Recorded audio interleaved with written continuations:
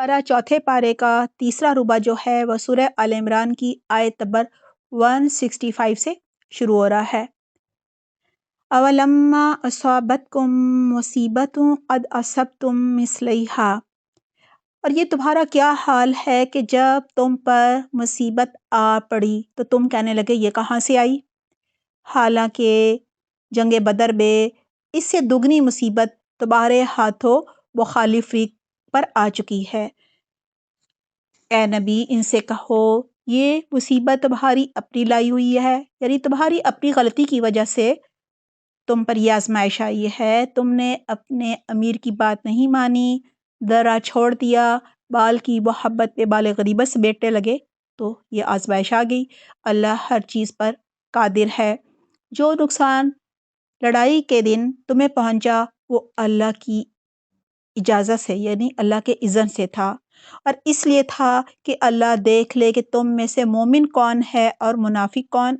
जैसा कि पहले बात हुई, अल्लाह सुब्हाना ताला अहले ईमान को और मुनाफिकीन को अलग अलग करना चाहते थे। जैसा कि अब्दुल्ला बिन उबई का पता चल गया और वो अपने साथ 300 लोगों को लेके पलट गया। वो मुनाफिक के जब उनसे कहा गया कि आओ अल्लाह की राह में जंग करो या कम से कम अपने शहर की मुदाफ़त करो यानी इसका दिफा करो, तो कहने लगे अगर हमें इल्म होता कि आज जंग होगी तो हम ज़रूर तुम्हारे साथ चलते। यानी ये जंग नहीं है, ये तो नूरा कुश्ती है। यानी हम इतने कम, असलाह भी कम, असबाब भी कम, और दुश्मन इतना बड़ा, और क्या साजो सामान है उसके पास। ये बात जब वो कह रहे थे उस वक्त वो इबार की बनिस्बत कुफर से ज़्यादा करीब थे। वो अपनी ज़ुबानों से वो बातें कह रहे थे जो उनके दिलों में नहीं थीं, और जो कुछ वो दिलों में छुपाते हैं अल्लाह से खूब जानता है। यानी अल्लाह से तो नहीं छुप सकते। उनके दिल में जो भी दूसरों के लिए, अहले ईमान के लिए बोस है, हसद है, नफ़रत है, दुश्मनी है, जो भी चाले दिल में छुपाए बैठे हैं, कहा जा रहा है ये वही लोग हैं जो खुद तो बैठे रहे और उनके जो भाई लड़ने गए और मारे गए उनके मुतालिक उन्होंने कह दिया कि अगर वो हमारी बात मान लेते तो ना मारे जाते। यानी खुद तो जंग में गए नहीं, वापस पलट आए, और जो शहीद हो गए उन्हें कहने लगे कि वो भी हमारे साथ पलट जाते ना तो आज जिंदा होते। इनसे कहो अगर तुम अपनी इस बात में सच्चे हो तो खुद तुम्हारी मौत जब आए तो उसे टाल कर दिखाना। यानी मौत तो घरों में भी आ सकती है, मौत का वक्त तो मुकर्रर है। जो लोग अल्लाह की राह में कत्ल हुए हैं उन्हें मुर्दा ना समझो। वला तहसबन्नल्लज़ीना क़ुतिलू फ़ी सबीलिल्लाहि अमवाता। कहा जा रहा है वो हकीकत में ज़िंदा होते हैं, अपने रब के पास रिस्क पा रहे होते हैं। जो कुछ अल्लाह ने अपने फ़ज़ल से उन्हें दिया है उस पर खुश व खुर्रम होते हैं और मुतमिन होते हैं कि जो अहले ईमान इनके पीछे दुनिया में रह गए हैं वो अभी वहाँ नहीं पहुँचे, यानी अभी मरकर जन्नत में नहीं पहुँचे। उनके लिए भी किसी खौफ और रंज का मौका नहीं है। वो अल्लाह के इनाम पर और इस फ़ज़ल पर खुश हैं, और उनको मालूम हो चुका है कि अल्लाह मोमिनों के अजर ज़ाया नहीं करता। हदीस में है कि जो शहीद होते हैं उनकी रूहें सब्ज़ परिंदों की मानद कंदीलों में रहती हैं, जहाँ चाहे जन्नत में सैर करती हैं, और वो जहाँ से चाहे वो खाती हैं पीती हैं उनकी रूहें। अब 2 वाक़यात का ज़िक्र आ रहा है। पहला वाक़या कुछ इस तरह था कि जंगे उहद से जब मुशरिकीन मक्का लौट गए तो उन्हें कुछ आगे जाकर ख़्याल आया कि बड़ा अच्छा मौका था, हमें तो चाहिए था कि सब के सब मुसलमानों को हलाक कर देते। चलो वापस चलते हैं और एक और हमला करते हैं। लेकिन फिर हिम्मत ना पड़ी और मक्का वापस चले गए। दूसरी तरफ हज़रत मोहम्मद सल्लल्लाहु अलैहि वसल्लम को भी अंदेशा हुआ कि कहीं दुश्मन पलट ना आए। लिहाजा उन्होंने जंग उहद के दूसरे ही दिन मुसलमानों को जमा किया और फरमाया कि चलो कुफार का ताक़ुब करते हैं। अगरचे जो मुसलमान थे, सहाबा कराम थे, उन्होंने खूब ज़ख़म खाए हुए थे, लेकिन वो फ़ौरन तैयार हो गए और रसूलुल्लाह सल्लल्लाहु अलैहि वसल्लम के साथ हमरा अल असद पहुँच गए, जो मदीना से 8 मील के फ़ासले पर वाक़ है। यहाँ उसी वाक़े का ज़िक्र हो रहा है। کہا جا رہا ہے الذین استجابوا للہ والرسول، جن لوگوں نے زخم کھانے کے بعد بھی اللہ اور رسول کی پکار پر لبیک کہا، ان میں جو لوگ نیکوکار تھے اور پرہیزگار تھے ان کے لیے بہت بڑا اجر ہے۔ اب اگلی آیات میں ایک اور واقعے کا ذکر ہو رہا ہے۔ یہ دوسرا واقعہ ہے کہ ابو سفیان نے غزوہ احد سے جاتے ہوئے کہا تھا کہ ہم 1 سال کے بعد دوبارہ آ کر حملہ کریں گے، لیکن اگلے سال مکہ میں قحط پڑ گیا۔ ابو سفیان جنگ نہیں کرنا چاہتا تھا، لہٰذا اس نے ایک افواہ پھیلا دی کہ جا کے مسلمانوں سے کہو کہ مشرکین نے بہت بڑا لشکر اور بہت سارا جنگی سامان تیار کر لیا ہے۔ مسلمانوں نے جب یہ افواہ سنی تو ان کا ایمان بڑھ گیا، وہ مقابلے کے لیے مقرر وقت پر حمراء الاسد پہنچ گئے۔ 8 دن بدر کے مقام پر انتظار کرتے رہے، ابو سفیان اور اس کی فوج نہیں آئی۔ مسلمانوں نے، صحابہ کرام نے وہاں تجارت کی اور پھر وہ واپس لوٹ آئے۔ اسی کا ذکر اب آ رہا ہے۔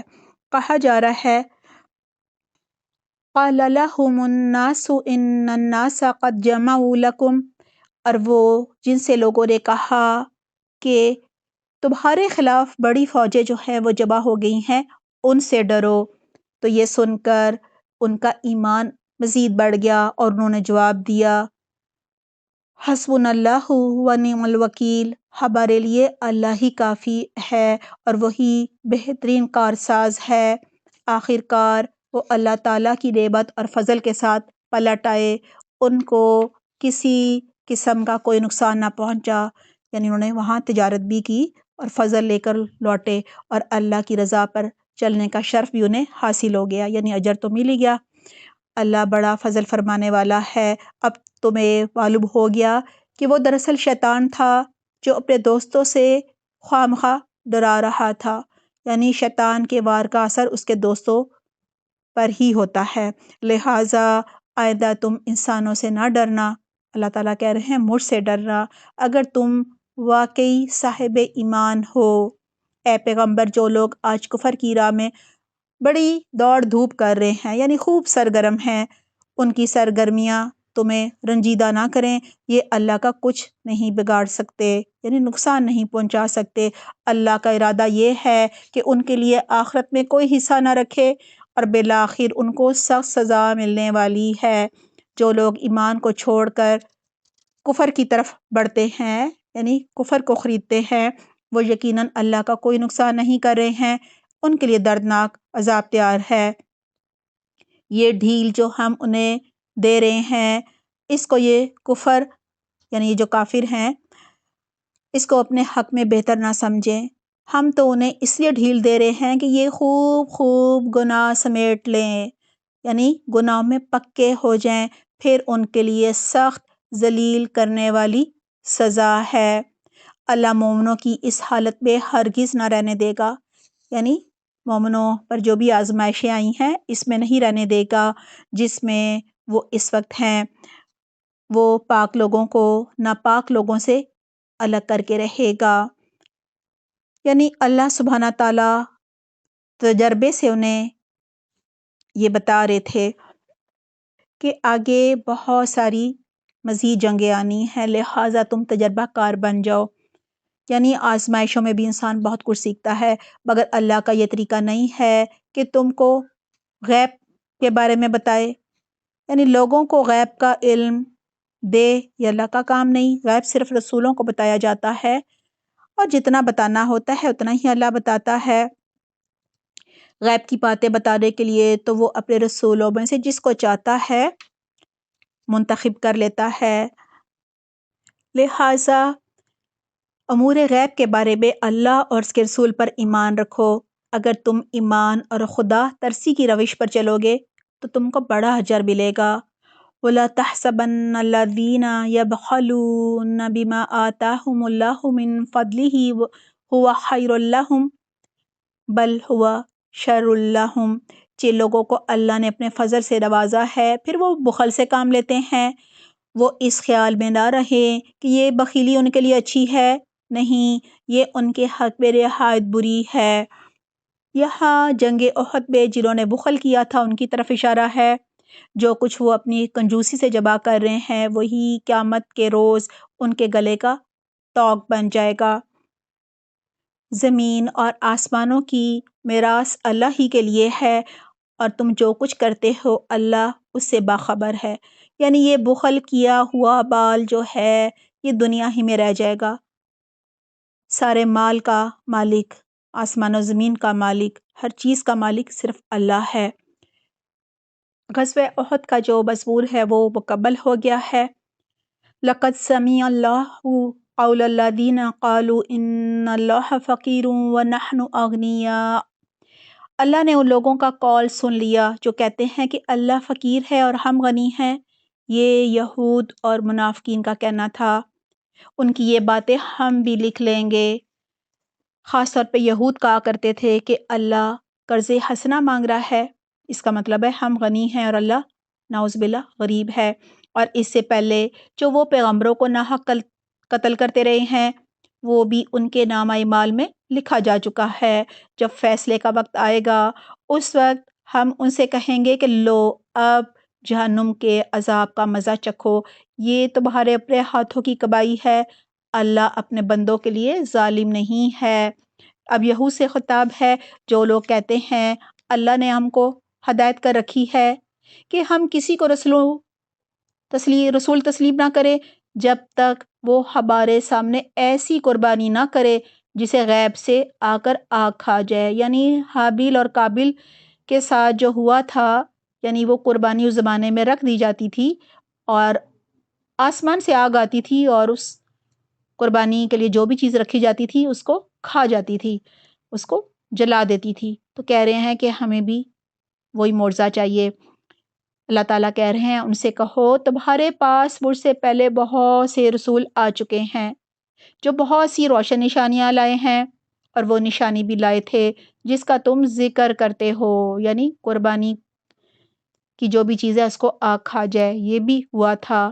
پھر اگر ایمان لانے والے کے لیے شرط پیش کرنے میں تم سچے ہو، یعنی ایمان تبھی لاؤ گے جب یہ معجزہ دیکھو گے، اگر تم یہ کہنے میں سچے ہو تو تم پھر ان رسولوں کو کیوں قتل کرتے رہے ہو؟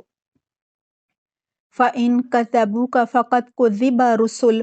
اب اے محمد صلی اللہ علیہ وآلہ وسلم اگر یہ لوگ آپ کو جھٹلاتے ہیں تو بہت سے رسول تم سے پہلے بھی جھٹلائے جا چکے ہیں، یعنی آپ دل تنگ نہ کریں، یہ تو پہلے بھی ہوتا رہا ہے ہر رسول کے ساتھ، اور وہ رسول بھی کھلی کھلی نشانیاں اور آسمانی کتابیں یعنی صحیفے اور روشنی بخشنے والی کتابیں لے کر آئے تھے۔ آخر کار ہر شخص کو مرنا ہے اور تم سب اپنے اپنے پورے اجر قیامت کے روز پانے والے ہو، یعنی جو تم کرو گے اسی کا اجر پاؤ گے۔ اگر برا کرو گے، ایمان نہیں لاؤ گے، گمراہی کے راستے پر چلو گے تو اس کا خمیازہ بھگتو گے۔ کامیاب دراصل وہ ہیں جو وہاں جہنم کی آگ سے بچا لیے جائیں گے اور جنت میں داخل کر دیے جائیں گے۔ رہی یہ دنیا تو یہ محض ایک ظاہری فریب ہے، یعنی دھوکے کی چیز ہے۔ مسلمانوں تمہیں مال اور جان دونوں کی آزمائشیں آئیں گی، یعنی آزمائے تو ضرور جاؤ گے، اور تم اہل کتاب اور مشرکین سے بہت سی تکلیف دہ باتیں سنو گے، یعنی جنت پھولوں کی سیج نہیں ہے، آزمائشیں تو آئیں گی، خاص طور پر اہل کتاب اور مشرکین کی طرف سے۔ اگر ان سب حالات میں تم صبر اور تقوی کی روش اختیار کرو گے تو یہ بڑے حوصلے کا کام ہے۔ ان اہل کتاب کو وہ عہد بھی یاد دلاؤ جو اللہ نے ان سے لیا تھا کہ تمہیں کتاب کی تعلیمات کو لوگوں میں پھیلانا ہوگا۔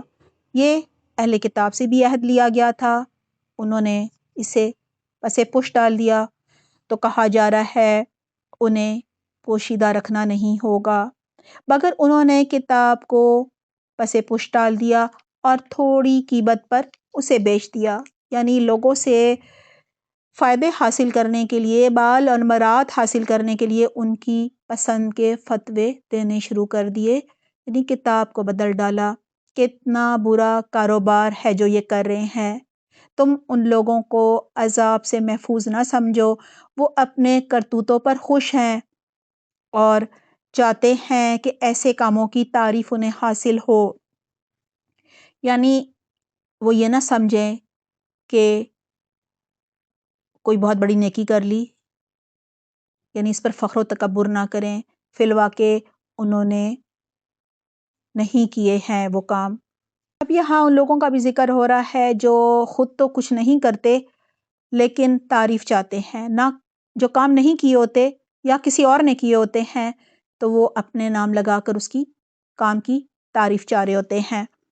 حقیقت پہ ان کے لیے دردناک سزا ہے۔ زمین اور آسمان کا مالک اللہ ہے اور اس کی قدرت سب پر حاوی ہے۔ اب وہ 6 آیات آ رہی ہیں، جب وہ نازل ہوئیں تو آپ صلی اللہ علیہ وسلم پر ساری رات رکعت طاری رہی، روتے رہے۔ حضرت بلال رضی اللہ عنہ صبح نماز کے لیے آئے، دیکھا تو وجہ پوچھی تو آپ صلی اللہ علیہ وسلم نے ان آیات کا بتایا، اور یہ رکعت شکر کی وجہ سے تھی کہ اتنی عظیم آیات نازل ہوئی ہیں۔